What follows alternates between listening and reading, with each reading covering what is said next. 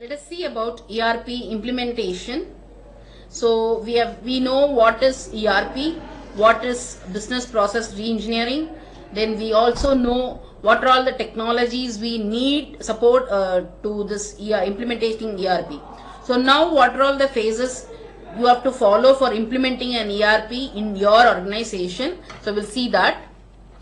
So we will be seeing about how we can have the planning evaluation, the selection of ERP system, and what is the implementation life cycle, and we'll also see about the methodologies. Then what is data migration, what we do for performing this ERP, and then the role of people and organization in implementation, and also the change management. So first we'll see about the planning, evaluation and selection of ERP systems. So there are so many ERP vendors, so whom we have to select, we have to go for evaluating that, and then only we can select the particular suitable for our organization. So nobody is going to be giving less data for you, less work for you, but which is suitable for your organization, you have to select that. So a successful ERP project requires selection and ERP solution. So which solution you need? So you have to select based on the your organization and examine that, evaluate, and then you have to select it.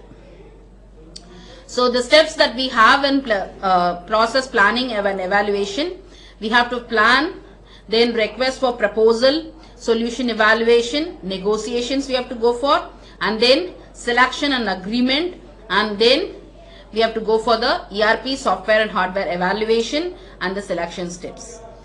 So then we have to, it will be continued with the defining the requirements of your things, then shop round for product, and then clarify the requirements, and then if you have any clarifications to be done, say for example when I give a requirement and I'll not be the to whom I'm giving to the supplier, if I'm not to the vendor who's giving this ERP solution for me, if he is not clear with my requirement, I have to clarify it, and then evaluate the vendor inquiry, and then interact with the vendors who are all providing it, and then negotiate. So they will be asking for some financial things to you, so negotiation has to be done, and even the requirements whatever you can give, it cannot be fulfilled or something like that you have, then you have to go for negotiation, and then the agreement will be taken. So for having an effective ERP solution evaluation and the selection process, so these 5 phases, we have seen so many phases in before slides. So all those are needed, but the main 5 things are plan, requirement, request for proposal, then solution evaluation, contract negotiation, and selection and agreement. We will see one by one. So the first phase is the plan requirement. So what you will be doing, define your business needs. So what your organization, business organization need, that you will be defining first, and then who are all providing. Say if I am having a financial solution, I am a financial organization, then who are all the ERP vendors who are providing solution for that financial.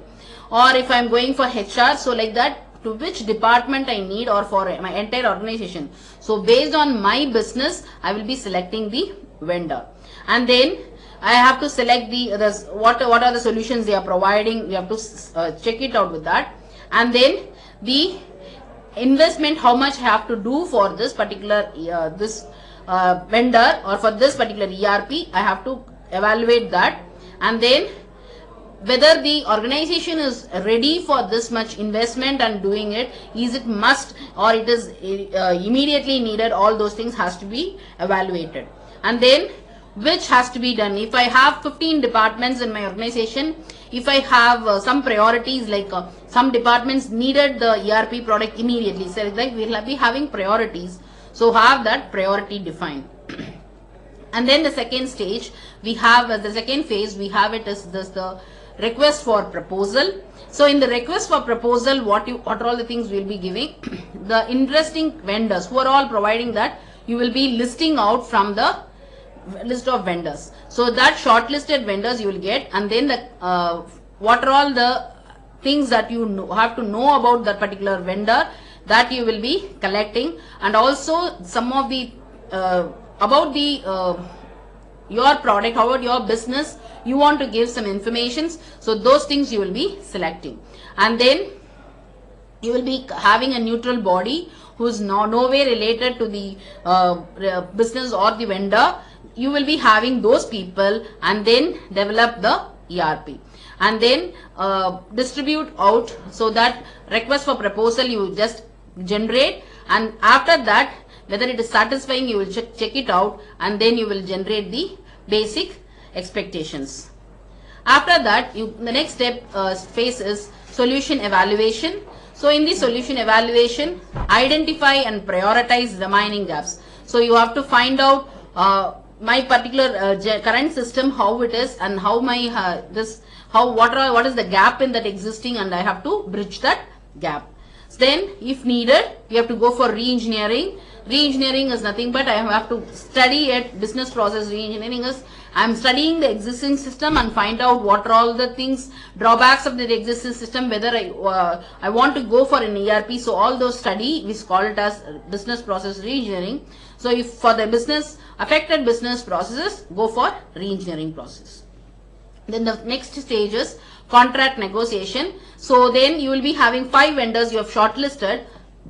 From all the 5 vendors, you just negotiate. You cannot, even when you go for getting any material or any goods in the shop, you go for negotiation. So the same way, you go for negotiations. So after making that negotiations with each vendor, you will be getting the other infrastructure agreements. Say they will be needing some software, they will be needing some hardware. So your processes should be like that. They will be having some requirements. Get that requirements. Then the service provider agreement also you have to provide, create, and then all other legal requirements you have to create. That is the contract negotiation. And then the last step, last phase is the selection and agreement. So after the negotiation, you will select a particular vendor, review all the legal terms about that particular vendor, and then whether you have all that whatever agreements you have given, just make sure that everything is correct, proper, and then go for review the agreement with the selected vendors and go for agreement. So this is how we go for selecting the particular vendor. After selecting the particular vendor, you have to go for implementing your ERP product. So the life cycle for that. So ERP implementation life cycle focuses on the ERP project. So they have different phases. We'll see what are all the different phases. And it doesn't depend on each other. So you can see that it need not be, some things need not be in sequential order. So it depends on your particular requirement. So you have to analyze it. So the different phases we have is I have listed down here. Pre-evaluation screening, then package. So we have so many phases. We'll see one by one. So first we have the first phase of that implementation is pre-evaluation screening. What is mean by pre-evaluation screening? Search for convenient and suitable ERP package. So whichever is needed, whichever packages you need for doing it. Say for example, we prefer SAP. So like that, which package you need, so you are going to select the convenient one. After finding that package, find the packages that is flexible enough to meet your company needs. So you have to select that whether it is suitable for your company. And then project planning phase. In the project planning phase, you will be designing the implementation process. So what has to be done. Say for example, even when you do a lab process or a project or anything, a small exercise, say for example, sum of 2 numbers you want to perform. So you will be designing how to program that particular sum of 2 numbers. What are the inputs I need and what will be my output. So you will be selecting all those things. So select like that. You have the project plan, implementation plan. And then gap analysis. The fourth phase is the gap analysis, where design a model with both anticipates and covers all functional gaps. So what are the existing system, whether it covers that, you have to check it out. Then we have this re-engineering process, where this re-engineering process, as I already told you, you will be finding it involves the human who will be analyzing that the current system and need for the ERP. And then configuration. explain what won't fit into the package. Say for example, everything, whatever the requirements is been or done, so some things has to be done manually only. So those things you have to, we have to be very clear with that. So that is the configuration. Then the implementation. So the ERP person who has done that has to, the company trains its employees to implement and later run the system. So after getting that, you have to implement it and then testing with the real-time scenarios whether it is working properly or not. And then after going for that, going live. What is going live? Once the system is live, the old system is removed and the new system has to be used. That is called go live. You are going to use it day by day. And then is end user training. Who is going to use it? You have to train that person also. The actual system, the actual person who is going to use it, you have to train it. And after implementing also, you need some service to be given. Say for example, some upgradation of the hardware or some upgradation of the software. So all those things also has to be done. That is called as the post implementation. Now so we have seen the life cycle. So here we are going to see what are all the basic 5 steps. We have seen so many steps.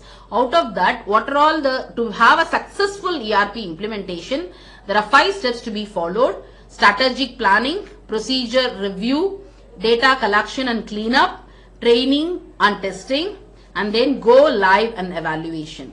So what is strategic planning? Assign a project team. So you go for planning. So whatever you do or work do, you plan for it. So have a particular project team. This team is going to do this project. So you have a project team.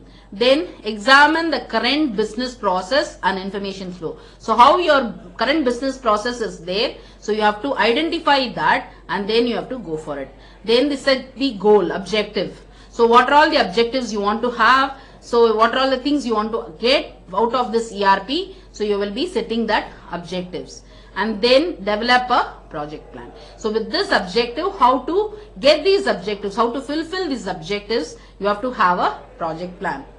After that, so that is what given here. Then after that, the procedure review. So in procedure review, you will be reviewing the software capabilities. So whether I might have that to fulfill that particular ERP software, whether I have the softwares I have. So those things I have to find it out. And then manual process. Evaluate the processes that are manual and should be automated with the. So you want to find out what are all the manual processes is there in your business and find out whether it has to be automated. And then develop standard operating procedures. So it has to be done in this way. So you have to develop a procedure for every work. So you have to have that and it is to be documented so that the ERP team can implement it. Then data collection and cleanup. So you get the data. What is this? By converting data, you will be having your current data in a format, but it has to be converted into a format that is needed by the ERP. So when you want to implement, it has to be needed in a different format. So get that, then collect new data. If you need some other data also for the new ERP implementation, then collect those also. After that, review all the data and whichever is not required for the current ERP, just remove it. That is called as the data cleanup. After making that, then you go for training and testing. So before actually implementing the ERP, you have to go for pre-test. So after pre-test, you will be verifying the actual things, whether it is working for all the operational or for all the modules, whether it is working correctly. That is called as the verify testing. Then train the trainer. What is this? Whoever is going to be there, who is going to train it. So for them we have to educate what is that. So for example, if I have an institution, educational institution, or if I have a business organization, I'll be having a person called as a team lead who will be educating those team members about that particular project. So like that I will be having a person. So to them we have to educate what is this package, ERP package. Then they can give the information to their people. And then final testing. Once you get all the entire product, you go for the actual data given and find out whether it is working perfectly. Then go live and evaluation. So in this we have two steps. So what is that? First one is develop a final go live checklist. So you, before giving it to the actual person whose business organization, we have to find out a checklist whether all the requirements has been fulfilled. After that, compare the actual numbers with previously established benchmarks, which reveal that the software tool does what it is intended to do, add value to the business. So whatever is the requirement, whether that is what evaluation, but whatever they have given the requirement, whether the particular software is giving the fulfillment of that particular requirement, we have to evaluate. So these are the things we have with this implementation thing. Now implementation methodology. What are the implementation to methodologies? So in every organization we have famously we have this. So the business process. So what happens due to the resistance to changes and departmental clouds, ERP implementation is comprehended as an exercise to automate legacy processes. So whichever is slow processes, we want to have it automated. So that we have. So usually there are two type of methodologies we use. One is called as Big Bang and one more is called as phased implementation. What is Big Bang and what is phased implementation? When we have Big Bang approach, what is that is, it's mostly, as I specified, it's most popular implementation methodology. What is this particular Big Bang is, once I will be having the ERP, I will be at a stretch parallelly. It's also called as a parallel approach where everything I'll be making it, I will be implementing. So what happens is all the departments will be at a stretch, will be changed to the new system, ERP, this is software, whatever I'm developing, will be implementing at a stretch. That is the Big Bang approach. Phased implementation is one department, I'll make it into the new system and other departments will work on this, the old system itself. Then if this particular system is, particular department is working successfully with the new system, then they will add the other one more department. Like that, one by one, when they do this changing off from the old system to the new system. Old system, I mean it as the old methodology what the organization is using, and the new system, I mean it is the ERP software what we have. So when we do phase by phase, when we do department, it is called as the phased implementation. So then the strategic issues, there are three strategic issues should be considered. Legacy data, that is gathering, cleaning and removing of duplicate data. So we have to gather the data, clean and remove the duplicate data. Whichever is repeating, we have to remove it off. And then hardware and software. Some systems needed some existing resources to be added or to be updated. So all this has to be considered. And the project champions and the competency center has to be also considered. And what is data migration? Is the process of moving the required volume of data from existing system to the new system. So to do that, as we have already seen in the before slides, when we do the format has to be changed. So for that, some cleanliness, some removal of data will be there, some correction of something has to be done. So this has to be done with very much care. So a good data migration will have reduced risk, that is we will not have any risk on this data movement, and then low operational expenses. When we might do the migration, it has to be minimal cost, and then improve data quality. So once you move on to the new system, it has to have a better quality than the previous one. And who are all the people, organization and implementation? So we are going to see the vendors who are all providing it. So the SAP is one, the largest ERP solution provider, who has 75 customers, more than 75 customers, 75,000 customers and 12 million users who are using it.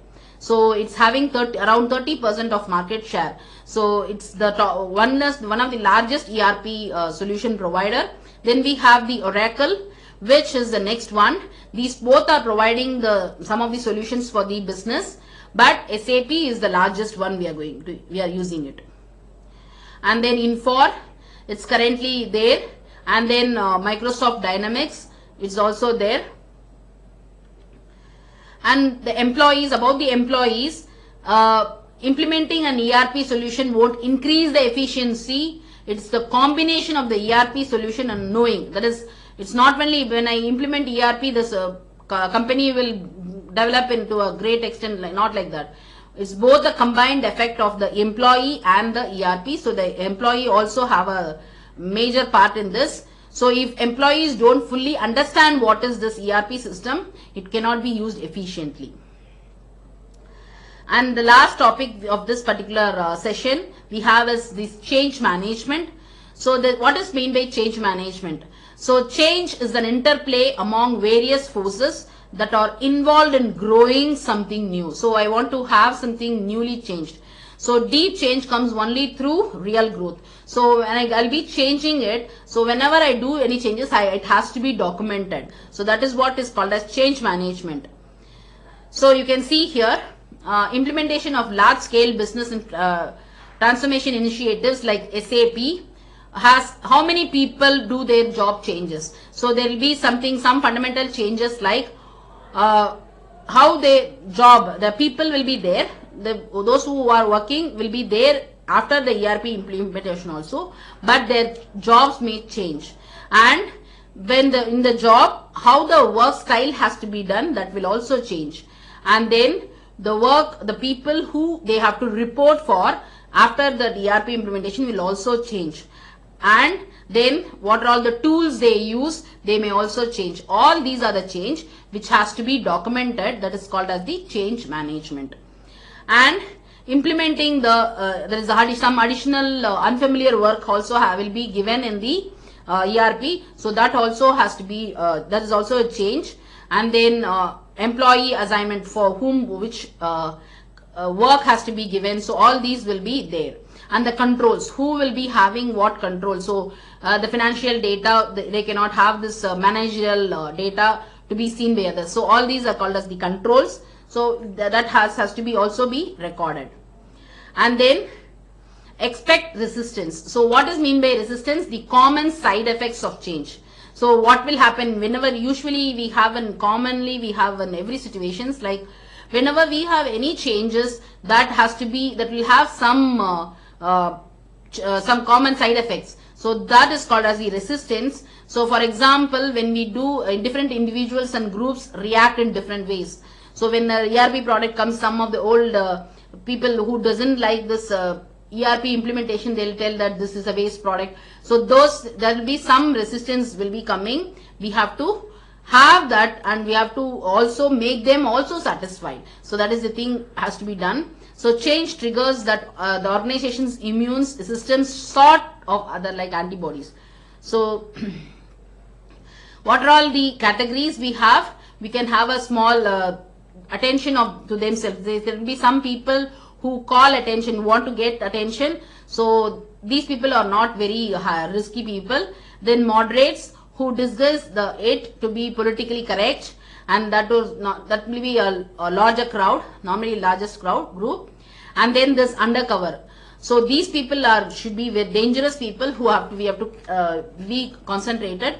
So they will be silent people who pick others to do the topos. So these people has to be taken into consideration.